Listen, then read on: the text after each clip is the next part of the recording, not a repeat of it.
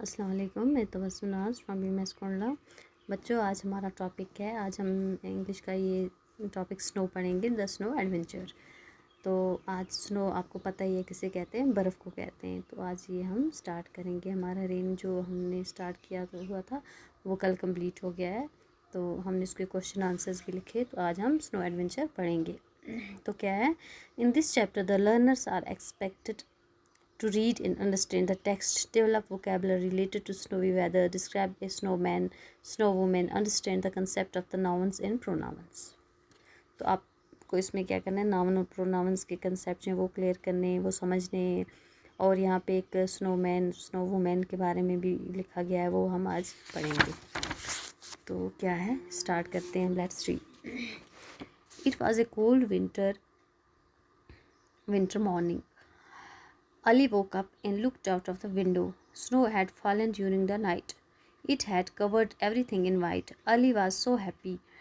क्या हुआ था कि सर्दी का मौसम था, कोल्ड विंटर था। अली जो था सुबह सवेरे जाग गया और उसने खिड़की से बाहर क्या देखा कि बर्फ़ गिर रही थी। रात भर बर्फ़ गिरी हुई थी। It had covered everything in white. पूरा जो आसपास था वो सब सफ़ेद सफ़ेद दिखाई दे रहा था। अली वाज सो हैप्पी, वो बहुत खुश हुआ। He wanted to go out and play in the snow.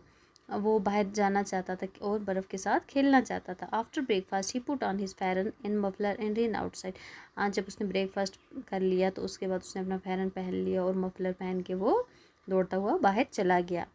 The snow had peeled up very high along the street. Ali walked on the snow, crunch crunch crunch. तो जो बर्फ़ थी बहुत ज़्यादा हो गई थी गलियों में। तो वो बर्फ़ पे चल रहा था तो उसकी आवाज़ क्या हो रही थी, क्रंच क्रंच क्रंच। स्नो की आवाज़ आ रही थी बर्फ़ की। जब हम चलते हैं बर्फ़ पे तो उसकी आवाज़ आती है, तो वो क्रंच क्रंच हो रहा था। His feet sank into the snow. उसके पाँव बर्फ़ में डूब रहे थे। He walked with his toes pointing out. वो अपने टोज़ के साथ पॉइंट करके चल रहा था, अंगूठों के बल चल रहा था वो। He walked with his toes pointing in.